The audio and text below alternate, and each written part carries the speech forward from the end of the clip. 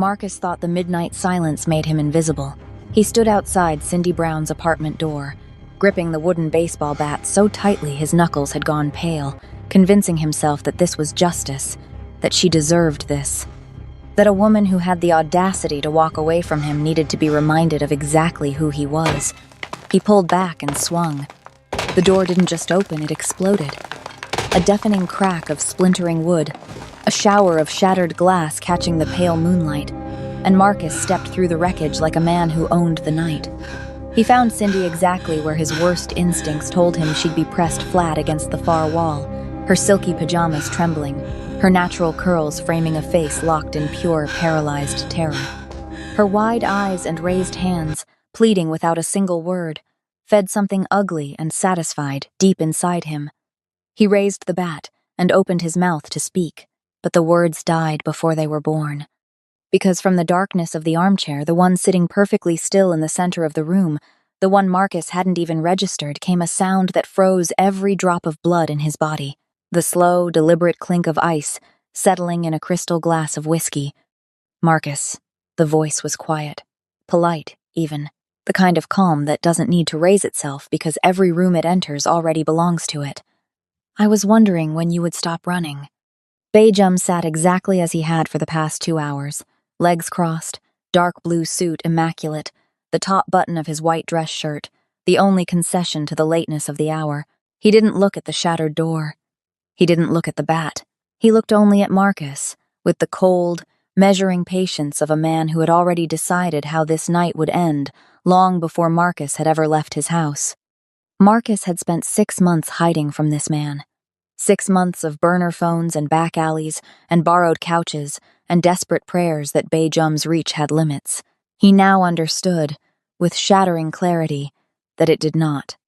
The predator who had smashed through that door expecting to terrorize a defenseless woman had just walked, bat in hand and chest puffed out, directly into the one room in the entire city where he was the least dangerous person present.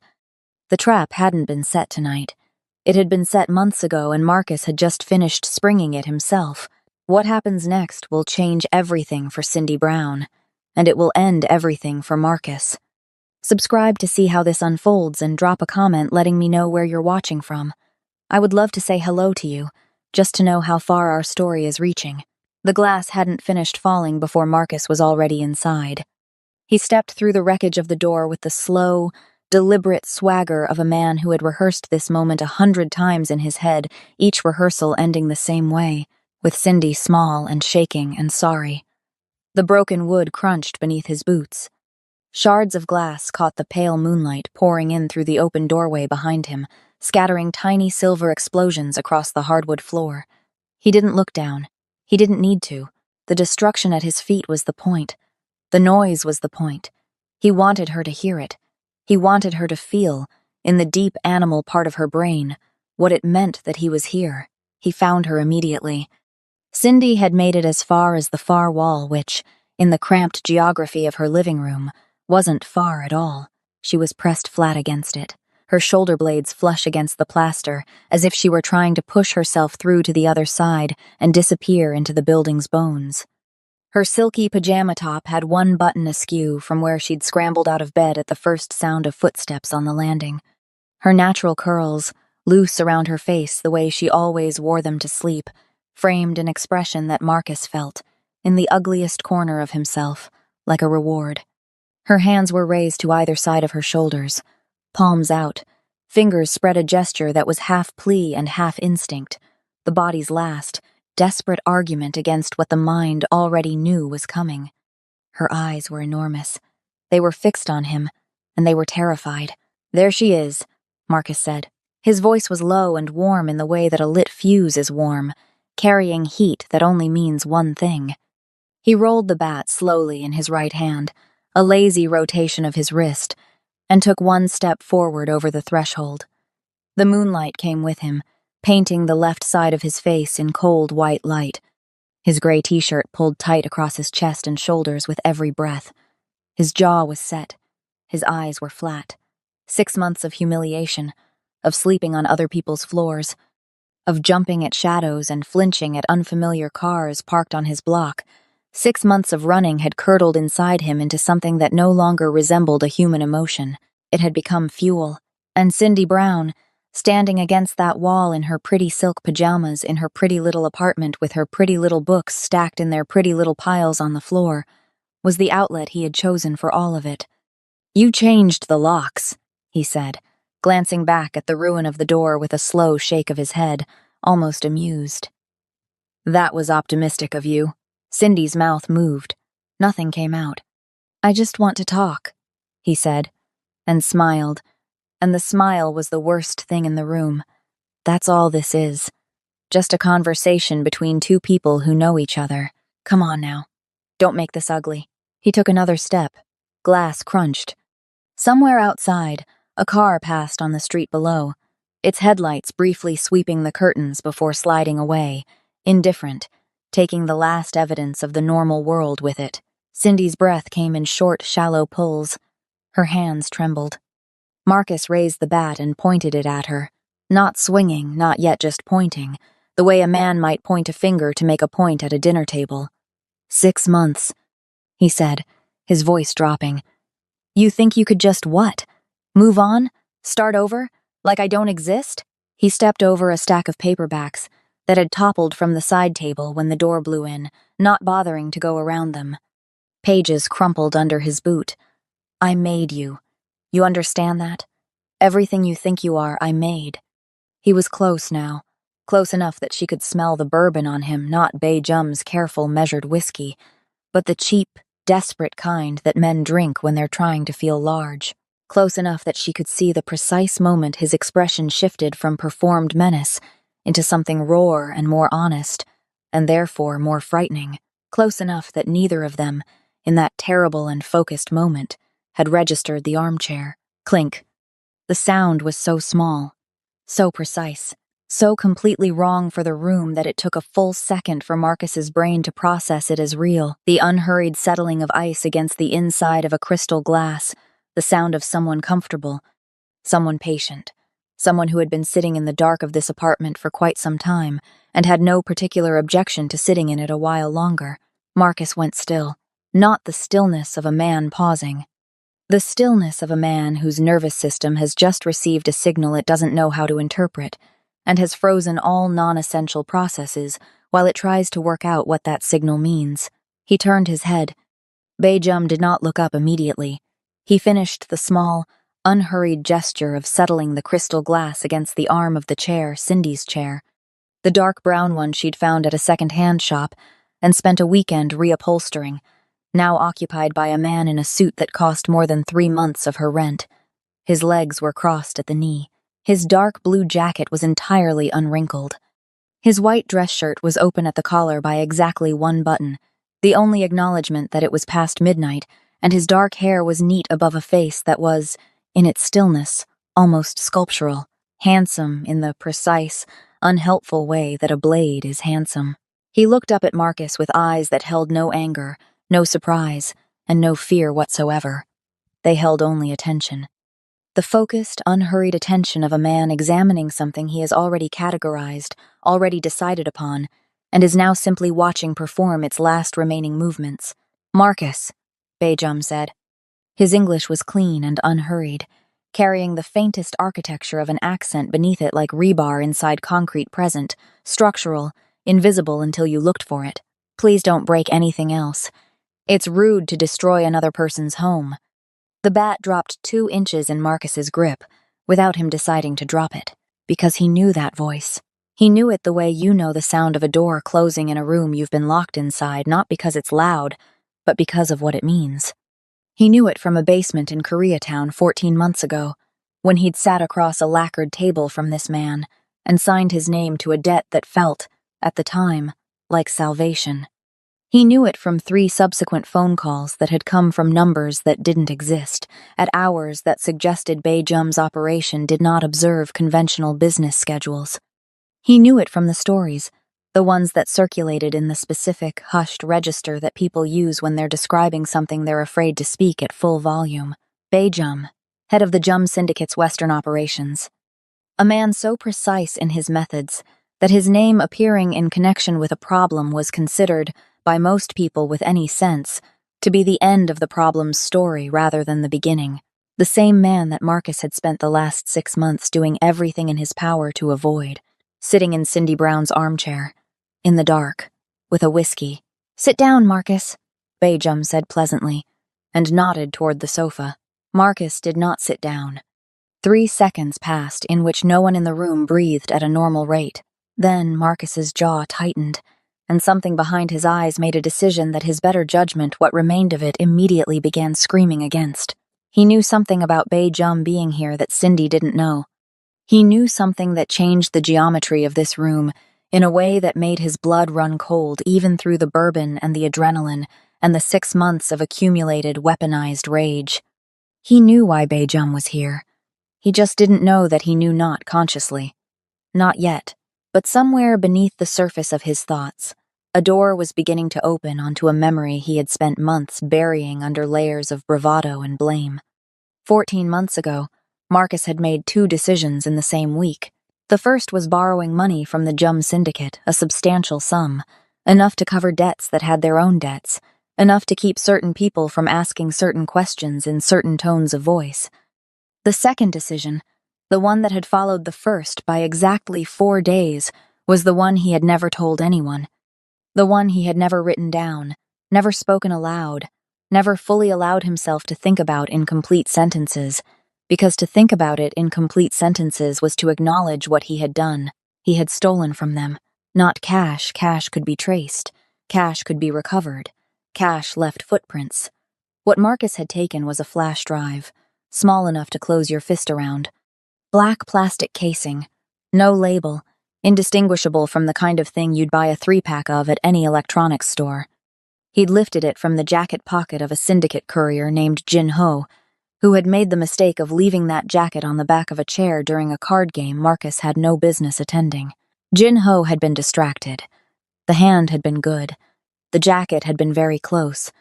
Marcus hadn't known, in that exact moment, what was on the drive. He'd found out later, by which point the knowing had become its own kind of terror. The drive contained an encrypted operational ledger. Accounts, names, numbers.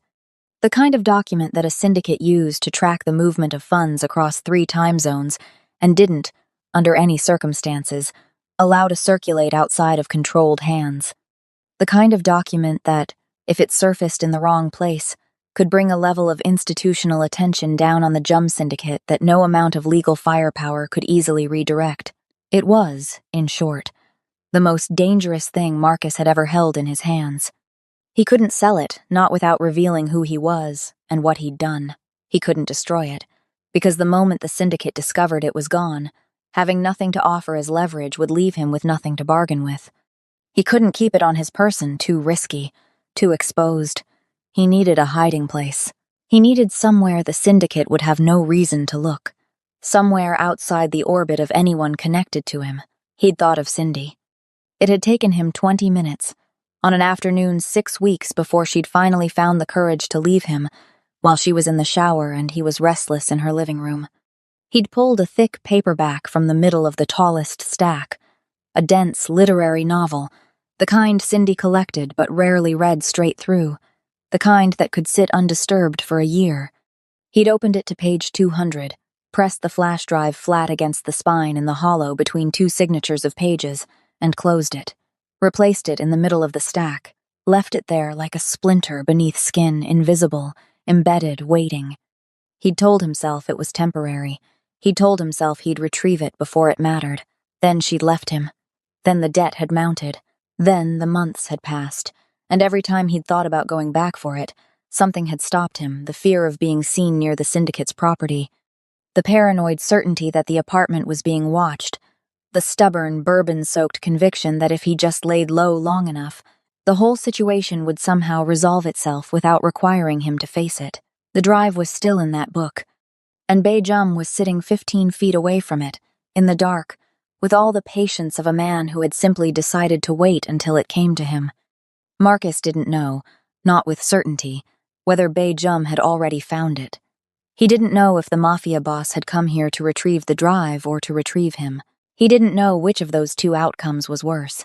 What he did know, in the terrible clarity that arrives when the mind has run out of comfortable lies to tell itself, was that there was no version of this night that ended well for Marcus, unless he was the one holding the bat when it was over. He tightened his grip on the handle. "How'd you find me?" Marcus said. He kept his voice even. He was proud, in a distant, clinical way, of how even he kept it. Beijum tilted his head slightly. "I didn't find you," he said. "You found me." He let that sit for a moment, then added, with something that was almost gentle, "Though I knew you would eventually. Desperate men always return to the last place they felt safe." He glanced, briefly, at Cindy, who had not moved from the wall, who was barely breathing, whose eyes were moving between the two men like someone watching a conversation in a language they don't speak, but whose tone they understand completely. "I apologize for the intrusion, Miss Brown. This shouldn't take long." "Don't talk to her," Marcus said sharply. "I'll speak to whoever I choose," Beijum said, and the gentleness in his voice did not change by a single degree, which somehow made it worse. "That is one of the small pleasures of my position." He lifted the glass, considered it, set it back down without drinking. "Sit down, Marcus. I'm good standing." "You're good standing," Beijum repeated, as if tasting the sentence. "All right." He reached into the inside breast pocket of his jacket, a motion so unhurried and deliberate that Marcus's grip on the bat pulsed with the effort of not reacting, and produced a small, folded piece of paper. He opened it with 2 fingers, held it at reading distance, and began to speak. "Initial principal, $420,000, negotiated March of last year. Interest accrued over 14 months at the agreed rate, $112,400. Late penalty, which I waived twice out of, I'll be honest. An excess of goodwill reinstated as of 30 days ago, $68,000. He folded the paper back along its crease, precisely, and returned it to his pocket. "There is also the matter of the operational materials taken from Jinho Pak during a card game at the Clover Room. We don't place a monetary value on those. They are in a different category." The number sat in the middle of the room like something physical, like another piece of furniture, heavy and unmovable. $600,000. And change, and the drive. Marcus felt the bourbon doing nothing useful. "I don't have that," he said. "I know," Beijum said simply. "That's not why I'm here tonight." "Then why are you here?" Beijum looked at the stacks of books on the floor. Several had toppled when the door came in. Paperbacks splayed open across the hardwood, their pages bent, their spines cracked. He looked at them with the particular attention of a man performing a calculation. "I think you know," he said. Marcus's eyes went to the books before he could stop them. A fraction of a second, involuntary, unstoppable, the body betraying the mind before the mind could intervene. His gaze touched the tallest remaining stack in the corner near the sofa, and snapped back to Beijum's face. It was enough. Beijum's expression didn't change, but something behind his eyes did a small, quiet settling, the look of a man confirming an answer he already had. "There it is," Beijum said softly. "I don't know what you're talking about." Marcus's voice had lost some of its evenness. "Of course." Beijum uncrossed his legs and crossed them the other way, resettling in the chair with the unhurried ease of a man who had nowhere to be and no anxiety about getting there. "Marcus, I want you to think very carefully about the next thing you do. Not about what you want to do. About what the outcome of that action will look like in 20 minutes, and tomorrow morning, and for however long after that you have the opportunity to consider it." He paused. "You came here tonight with a specific intention toward Miss Brown. That intention is no longer relevant to the evening's proceedings. The bat in your hand is decorative at this point. What I am asking you, politely, to do is to put it down. Tell me which book, and then sit down on that sofa so we can discuss the terms of what happens next." The silence that followed was the kind that has texture. The refrigerator hummed somewhere in the kitchen. Cindy's breathing had steadied barely, fractionally, but the quality of her fear had shifted. The way fear shifts when it stops being about one danger and becomes about the specific, suspended uncertainty of 2 dangers in the same room. Marcus looked at Beijum. He looked at the books. He looked at the door he'd come through at the broken frame, The hanging splinters, the open rectangle of night beyond it. His jaw worked. "You know what your problem is?" he said, and his voice had gone somewhere past fear into the strange, flat country on the other side of it. "You think because you've got money and men and a nice suit, you can just walk into somebody's situation and rearrange it. Like you own the whole board." He raised the bat slowly until it was level with his shoulder. "Nobody owns me. Not you. Not your syndicate. Not anybody." Bejum looked at the bat. He looked at Marcus's face. His expression held the same quality it had held since the beginning of the conversation, the quality of a man who has seen this precise moment many times before and has very little left to learn from watching it. "Marcus," he said quietly. "Shut up," Marcus said, and he was moving. He covered the distance between himself and the armchair in 3 long strides, the bat coming back and then forward in a wide, furious arc aimed at the calm, unhurried, infuriating center of Bejum's composure, at the crystal glass, at the crossed legs, at the folded pocket square, at every unbothered, untouchable, immovable quality of the man sitting there like the room belonged to him. Bejum did not flinch. He did not move. He did not spill a drop. What he did, in the last fraction of a second before the bat arrived, was look slightly to his left and nod. The bedroom door opened without a sound. The kitchen doorway, which Marcus had walked past without looking at, suddenly contained 2 shapes that had not been there before had been there the whole time. Marcus now understood, utterly still in the dark, waiting with the patience of men for whom waiting is a professional skill. A 3rd figure materialized from behind the heavy curtain along the far wall. They moved the way water moves downhill, without urgency, without hesitation, simply in the direction that physics requires, covering the room before Marcus's follow-through had finished. The bat never connected. The men didn't rush. That was the part that would stay with Cindy longest afterward, not the speed of it, but the absence of speed. The way they moved was so controlled, so completely without wasted motion, that the whole thing had the quality of something rehearsed rather than something happening, as if the room itself had been choreographed before anyone arrived, and everyone present was simply hitting their marks. The one from the bedroom came through the door at the precise angle that cut off Marcus's left side. The 2 from the kitchen doorway split without a word exchanged between them, one going wide to circle the sofa, one coming straight up the center. The figure from behind the curtain materialized at Marcus's back before his swing had even reached its apex, the heavy drape swaying once, gently, in that figure's wake, and then going still, as if nothing behind it had ever existed. 4 seconds, perhaps 5, the kind of interval that, in a normal life, you'd use to cross a room for a glass of water. Marcus's wrist was caught at the peak of the arc, one hand on the bat, one on his forearm, and the redirection was applied with the kind of efficiency that speaks not of strength, but of knowledge. The knowledge of angles, of leverage, of exactly how much force a joint can absorb before the body's instinct is to follow rather than resist. Marcus's feet left the hardwood. His center of gravity made a decision without consulting him, and then he was going down, and the bat was going elsewhere, and the landing when it came was controlled in the way that a surgeon's cut is controlled.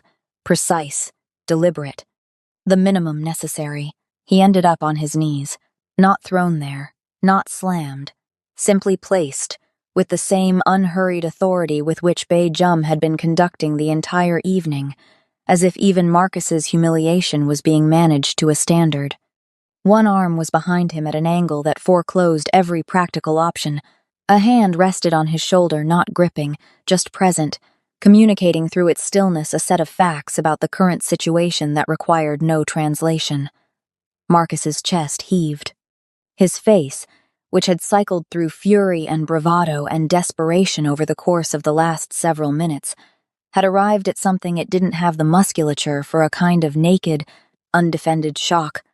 The expression of a man who has spent months constructing an elaborate internal story about his own power, and has just watched it disassembled in under 5 seconds by men who didn't even seem to find it interesting. The bat lay across the room near the overturned stack of books. It had come to rest against the spine of a thick hardcover, tilted at an angle, as if leaning there for support. Beijum looked at it briefly. Then he looked at the crystal glass in his hand, which had remained throughout all of it entirely level, entirely undisturbed, the whiskey sitting at precisely the same angle it had occupied since before Marcus came through the door. He took a slow, considered sip, held it a moment, set the glass down on Cindy's side table with a sound like a period at the end of a very long sentence. Click. He stood. The jacket adjustment was minimal, one small tug at the left lapel, one at the right, a smoothing motion across the front that addressed a wrinkle of his own private reckoning rather than anything visible to anyone else. He buttoned the single open button of his shirt collar. He did all of this without looking at Marcus, the way a person might tidy up after a meal before addressing the table, a sequence of small, habitual acts that communicated, without commentary, that what had just happened had not disturbed the basic order of his day. Then he looked down. Marcus was breathing in short, effortful pulls. The hardwood was unforgiving under his knees. A paperback cover dug into the bone of his right kneecap, some novel Cindy had never gotten around to finishing, its corner probably leaving a small, precise bruise that he would carry for days. His eyes were up, fixed on Beijum's face, and in them was the thing that no amount of bourbon or bravado or rehearsed menace had been able to fully hide, the thing that had always been at the center of Marcus. Underneath the muscle and the rage and the performed dominance, a smallness, a desperate, cornered smallness that lashed out at everything within reach precisely because it knew, on some honest and unspoken level, that it had nothing real to stand on. Beijum regarded him with the same quality of attention he had held all evening. Not contempt. Contempt would have required Marcus to matter to him in a way that he didn't. Not satisfaction. There was no pleasure in Beijum's face. No relish, no warmth in either direction. Only the focused, administrative calm of a man who has resolved a problem and is now preparing to file it away. "Marcus," he said. His voice, as always, was quiet. The room gave it to everyone in it without effort, the way a quiet room always amplifies the things spoken most softly. "I want you to understand something clearly, because I think clarity has been in short supply in your life for some time now, and I believe genuinely that a lack of it is what brought you here tonight." He took one step closer, not threatening, geometrically precise. "You came to this apartment because you believed that fear was a resource you still possessed, that if you could make this woman afraid enough," he did not gesture toward Cindy, but the sentence acknowledged her, "you could reclaim some version of the control you feel you've lost. That is a story you've been telling yourself." He paused. "It was never true, but tonight is the last night it will be available to you as a comfort." Marcus's mouth opened. A sound came out that wasn't quite a word, the beginning of something defiant, some final reflex of the persona he'd been performing for years, and then it stopped. Because Beijum's eyes didn't change when the sound came. They didn't sharpen or narrow or react in any way that suggested the defiance registered as a meaningful variable. And that complete, structural indifference to whatever Marcus might still attempt to project was more silencing than any threat could have been. "Your debt," Beijum continued, in the same tone a doctor might use to deliver a prognosis that is unfortunate but not unexpected, "is not a number that can be renegotiated. It is not a number that can be avoided, deferred, or relocated. You have tried all three of those approaches over the past 14 months, and I think you understand by now that none of them have the effect you hoped for." He tilted his head slightly. "What you perhaps don't know, what I'd like you to understand before you leave here tonight, is that this has never been about the money." He let that sit. "The money," he said, "is a formality, a unit of measurement. What the debt actually represents is a decision you made, a decision to take something that wasn't yours, from people who notice when things go missing, and to believe that the gap between your actions and their consequences was larger than it was." He reached into his inside breast pocket and removed the folded paper again. He didn't open it this time. He simply held it, then set it on the side table beside the empty glass. "The ledger on that drive contains the names of 17 people whose safety depends on that information remaining where it belongs. Not as a matter of finance, as a matter of survival." His voice, if possible, became quieter. "You used those 17 people as a hiding place for your own comfort. That is what tonight is actually about. Marcus looked at the folded paper. He looked at the glass beside it. He looked up at Beijum, and whatever remained of the performance fell away entirely, and what was left was just a man on a floor, in pain, having run out of road. "What happens now?" he said. It wasn't quite a question. "Now," Beijum said, "you go with my associates. Where you go and what happens when you arrive there is a conversation between you and the people you owe. I'll be honest with you, the conversation will be difficult. But you have, in the past, demonstrated a capacity for survival when properly motivated." The faintest pause. "I suggest you locate that capacity quickly." He stepped back. One clean, unhurried step. He looked at the man holding Marcus's arm and gave the smallest possible nod, barely a tilt of the chin, the kind of signal legible only to people who have been trained to read it. The men moved.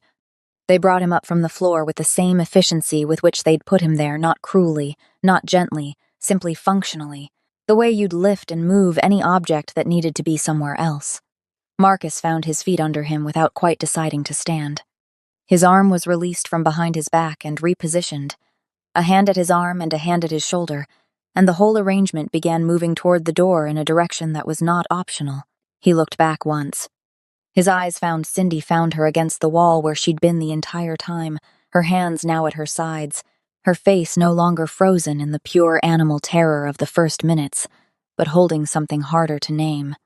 Something that was not yet relief, not yet understanding, not yet anything with a clean label, but that was in the process of becoming all three. Her eyes met his. Marcus opened his mouth. The man on his left applied a small, informative pressure to his elbow. Marcus closed his mouth. He looked at Cindy for one more second, this woman he had spent years diminishing, terrorizing, reducing to a wall-pressed shadow of herself, who was standing in her living room at midnight, surrounded by the wreckage of his decisions and watching him be walked out of her life by men in dark clothing, and whatever he saw in her face in that moment, whatever he had been about to say, he swallowed it. They moved him through the doorway, through the broken frame, through the hanging splinters, through the shattered glass that crunched one final time under the collective weight of 4 sets of feet. The night outside received him without ceremony, cool air, distant traffic, the pale wash of a streetlight on wet pavement. A black SUV sat at the curb with its engine idling, the kind of vehicle that is aggressively unremarkable, designed to be forgotten the moment it leaves your field of vision. The door of the SUV opened. Marcus went in. The door closed. The sound it made solid, well-engineered, the sound of a very good seal carried up through the open front door of the building and into Cindy's apartment with a finality that was almost architectural, like the closing of a chapter, like the sound of a lock engaging from the inside. The SUV pulled away from the curb with the same unhurried precision that had characterized everything about Beijum's operation from the beginning, and within seconds its taillights had turned a corner and ceased to exist. The street outside was empty. The night was quiet. The kind of quiet that doesn't precede something, the kind that follows it. Cindy became aware, gradually and then all at once, that she was alone in the room with Beijum. The awareness arrived the way awareness often does after extreme fear in pieces, the senses reconnecting one at a time, as the nervous system cautiously begins to accept that the immediate danger has passed, and starts the slow, effortful work of reassembling normalcy. She heard the refrigerator hum. She felt the plaster of the wall against her shoulder blades, which were still pressed against it out of habit, out of the physical memory of the last 20 minutes. She felt the cold of the hardwood through her bare feet, and registered for the first time that somewhere during the break-in, she had curled her toes without noticing, and uncurled them now, slowly. She looked at Beijum. He had not moved toward her. He was standing where he had stood when he'd delivered his verdict to Marcus, a measured distance from the armchair, his hands at his sides, no glass now, no props. Nothing but the suit and the stillness, and the quality of attention that she was beginning to understand was simply how he occupied space, the way other people occupied space with energy or noise or restlessness. He occupied it with focus, with a kind of present-tense completeness that she had no framework for. "Miss Brown," he said. And then, reading something in her face with the same precision he seemed to read everything. "You're safe. You have been safe since before he came through that door. I want you to know that." Cindy's throat worked. "You were already here," she said. It came out steadier than she expected. "I was. Before he broke in." "Yes." She processed this. "How did you get in?" A small pause, the closest thing to discomfort she'd seen from him. "Your building's superintendent was cooperative," he said, which was not quite an answer, and which both of them understood. "And you were just sitting here, in the dark." "I prefer to think of it as waiting," Beijum said. "But yes." Cindy looked at the armchair. At the crystal glass still sitting on her side table, a small ring of condensation forming on the wood beneath it. At the paper Beijum had set there beside it. At her living room, the scattered books, the broken door, the glass she hadn't yet let herself look directly at, the imprint of everything that had happened in the last half hour pressed into the geometry of her own home like a hand pressed into wet cement. "You didn't come here because of me," she said. It wasn't a question. Something in the architecture of the evening had been building toward this understanding since the moment Beijum had looked at the books on the floor, and she had enough intelligence and enough desperate, adrenaline-sharpened attention to have arrived at its outline on her own. Beijum regarded her steadily. "No," he said. "I didn't. Marcus hid something here." "Yes." "In one of my books." "Yes." She looked at the scattered stacks, the toppled paperbacks, the spread-open novels and the cracked spines. Her books, which she had collected over years, from bookstores and markets and airport terminals and the back shelves of other people's apartments, which had been the one part of her domestic life that had always felt entirely and uncomplicatedly hers, and Marcus had used them, had reached into the one private geography she possessed and planted something toxic in it, the way a person buries waste in someone else's yard. She felt something move through her that was adjacent to anger but quieter, more settled. The kind of feeling that comes not from fresh injury but from the final confirmation of something you already knew the last, clarifying proof that your assessment of a person was correct, that the years you spent doubting your own judgment were the error, not the judgment itself. "Which one?" she asked. Beijum crossed the room unhurried, giving her space as he passed, stepping around the scattered books with careful attention, and crouched beside the toppled stack near the sofa. He considered the books for a moment the way a librarian might consider a misfiled shelf. Then he reached into the pile and drew out a thick paperback, a novel, literary fiction, the kind with a spare cover design and a title in small type. He opened it to the middle with the confidence of a man who has had it described to him precisely, page 200. He pressed the spine open gently with 2 fingers, and the flash drive was there exactly where Marcus had placed it, small and black and utterly unremarkable, sitting in the hollow between the signatures of pages like a stone at the bottom of a stream. Beijum picked it up with the same 2 fingers, held it for a moment, and then closed the book. He set the book down on top of the stack, carefully, the way you set down something that belongs to someone. He stood. He looked at the drive in his hand, a moment of private accounting, a man confirming that what was lost has been found, that the ledger balances, that the 17 names inside this small piece of plastic are once again where they should be. Then he slipped it into his jacket's inner pocket and buttoned the flap over it with a single, neat motion. He turned to Cindy. "I owe you an explanation," he said. "And I owe you more than that." He reached into the other side of his jacket, the left interior pocket, the one that mirrored the one he'd produced the debt sheet from, and withdrew an envelope. It was thick. The paper was heavy and cream-colored, and had the quality of something that had been prepared in advance, which it had. He held it out to her, not crossing the remaining distance between them, but extending his arm, offering rather than delivering. Cindy looked at it. She didn't move. "What is that?" she said. "Compensation," Beijum said.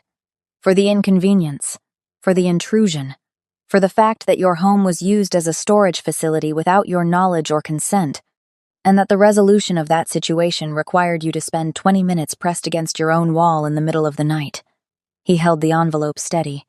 "It won't fix the door tonight, but it will fix the door, and a number of other things, in the morning." Cindy looked at his face. She was trying to read it, trying to find the angle, the secondary motive, the fine print that turned the envelope into an obligation of its own. She was very good at looking for those things. Years of living with Marcus had made her good at it. She found nothing. Not because Beijum was concealing something, but because, and this was the part that took her another moment to absorb, there was genuinely nothing to find. This was not generosity in the warm sense. It was not kindness, exactly. It was accountability, expressed in the only currency that Beijum's world transacted in. He had entered her home, disrupted her night, used her apartment as the final act of a years-long collection process, and he was settling the account. It was that simple. It was that precise. She crossed the room and took the envelope. It was heavier than it looked. She didn't open it, not yet. Not in front of him, but she could feel the weight of it in her hand, the specific density of a thing that represents a meaningful number of choices previously unavailable to her. "The man who brought this trouble into your home," Beijum said, "will not be returning. I want to be direct about that. Not as a threat, as a fact." He paused. "He has an appointment to keep. After he keeps it, the nature of his circumstances will be significantly different from what they are today. But that is between Marcus and the people he owes. It has nothing to do with you." Cindy nodded, slowly. She was still holding the envelope.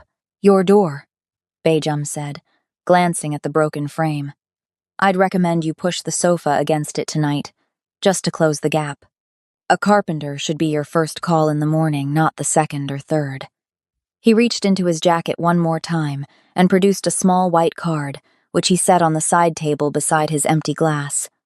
"If you find anything else in your apartment that seems out of place, anything at all, you can reach me through that number. I don't anticipate it will be necessary, but it's available to you." He picked up the crystal glass. He considered it for a moment, then set it back down on the side table beside his card, a small, final punctuation mark, and walked back through her living room toward the broken door, stepping over the scattered books, moving through the cold blue light of the pre-dawn apartment with the same unhurried, contained authority with which he had occupied it all evening. At the threshold, he stopped. He looked back at her one last assessment, one final taking of inventory, the way a man checks a room before leaving it to make sure nothing important has been left behind. "Miss Brown," he said, "you struck me, in the brief time I've had to observe you, as a woman with considerably more capacity than the life you've been living would suggest. I hope you'll make use of that." A pause. The envelope should be sufficient to give it some room. He stepped through the doorway. His shoes made no sound on the landing. She heard the exterior door of the building open and close, and then there was nothing, no footsteps on the stairs, no voices, no engines starting on the street outside. Simply silence, filling the space where all of it had been, the way water fills a shape. Cindy stood in the middle of her living room for a long time. She didn't sleep. She pushed the sofa against the broken door the way Beijum had suggested. It took both hands and a braced foot against the coffee table to manage the angle, and when it was done, she stood back and looked at it, breathing hard from the effort, and felt something so ordinary and functional in the physical exertion that it almost made her laugh. Her body still working, still solving problems, still oriented toward the next thing. She sat on the floor among the scattered books with her back against the sofa and held the envelope in her lap, still unopened, for what might have been an hour. The apartment settled around her in the way apartments settle at night, small sounds of contraction, the occasional murmur of the building's infrastructure, a distant siren that rose and fell and disappeared. The cold blue light in the windows deepened, went briefly black, and then, so gradually that she couldn't locate the precise moment it began, started to change. She opened the envelope somewhere in that gradual change. She counted what was inside once, carefully, and then set it on the floor beside her and looked at it with a stillness that wasn't numbness or shock but something more structural, something that was recognizing, without fanfare, that the geometry of her situation had shifted, that the parameters she had been navigating, the tight, fear-shaped parameters of a life organized around an ongoing threat had changed overnight, without her planning or arranging for them to change. That the morning now on its way toward her windows was arriving into a different set of conditions than the morning that had preceded it. She thought about Marcus. She let herself think about him completely, with the full, honest inventory of the thing, the years of it, the way fear had reorganized her habits and her posture and her expectations, the way she had learned to read his moods like weather, to adjust the temperature of every room she entered based on his presence in it. She let herself feel the weight of that. The long, accumulated weight of years spent making herself smaller. Then she let it go. Not quickly, not cleanly, not with any of the finality that the phrase implies in the moment of its use. But she set it down the way Bei Jum had set down his glass, the way he had set the book back on the pile, with the quiet deliberateness of a person putting something in its proper place so that their hands are free. She picked up one of the fallen books from the floor beside her, the literary novel, the one Bei Jum had opened and closed and set down carefully on top of the stack. She turned it over in her hands, felt its weight, opened it to a random page somewhere in the middle, and looked at the words there without reading them, just at the fact of them, the presence of them, the simple fidelity of a book to its own contents. She set it on the coffee table, upright, its spine unbroken. Picked up another, set it right, and another. She didn't stand, she was still sitting on the floor, still in her silk pajamas in the cold of the early morning, but she worked her way through the scattered books one by one, restoring each of them to upright, making a small, manageable order in the immediate radius of where she sat. It was not a dramatic gesture. It was not symbolic in a way she was consciously aware of. It was simply the next thing to do. The light in the windows was turning. The deep blue was warming, incrementally, through the spectrum from cold to gray, from gray toward something that was not quite gold but was building in that direction. The quality of the shadows in the room was changing. The broken door, with the sofa against it, let in a rectangle of air that was losing the smell of night and beginning to carry the smell of morning, cooler and cleaner, and carrying, very faintly, the distant evidence of a world that would be starting its day shortly, unaware of what had happened in this room, going about its business with the blameless indifference of all mornings toward all nights. Cindy gathered the broken glass. She found the broom in the kitchen closet where it had always been, and she swept carefully, methodically, working from the center of the doorway outward, collecting the shards into a pile with the patience of a person who understands that this is a task that requires attention and not speed. The glass rang faintly against the hardwood as it moved. Small, clear sounds in the quiet of the early morning, each one specific, each one the sound of something broken being gathered and accounted for. She swept it all into the dustpan. She emptied the dustpan into the kitchen trash. She stood the broom back in the closet and closed the closet door. She walked to the window. The sun was coming. Not arrived, not yet, but present in its coming, the way important things are sometimes present before they fully appear. The horizon over the buildings to the east had gone from gray to pale gold to something approaching light, the kind of light that doesn't illuminate so much as announce, that says, not here I am, but here I come, giving you a moment to prepare for the fact of it. Cindy stood at the window and watched it come. She was still holding the broom handle, had carried it from the closet without thinking. A small, unheroic detail. She set it against the wall beside her and crossed her arms across her chest and looked out at the morning being built, piece by piece, at the edge of the sky. She thought about the card on the side table. She thought about the carpenter she would call when the hour was appropriate.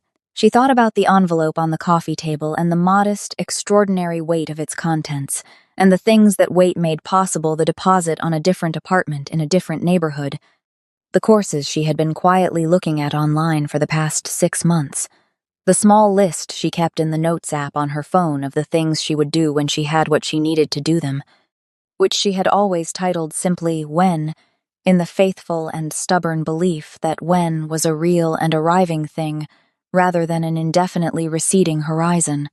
She thought about Marcus on his knees on her floor, and the look on his face in the final second before the door of the SUV closed, and the sound that door had made. And she thought with a clarity that surprised her with its lack of drama, its clean, unceremonious arrival, that she was not afraid of him anymore. That the fear, which had been structural for so long that she had stopped experiencing it as a specific emotion and had begun experiencing it simply as the background condition of her life, had somewhere in the last several hours lifted. Not because he couldn't hurt her, she was practical enough to understand that the world contains ongoing dangers and that practicality is the appropriate response to them, but because the thing that had made her afraid was not, had never really been, his physicality or his capacity for violence.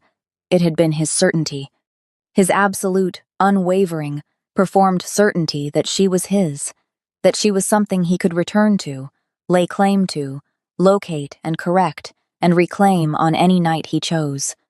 That certainty was gone. She had watched it go. She had watched it leave her apartment in the back of a black SUV with its taillights disappearing around a corner, and she understood, with the specific and reliable understanding that comes from watching something happen rather than imagining it, that it was not coming back. The sun cleared the edge of the roofline across the street.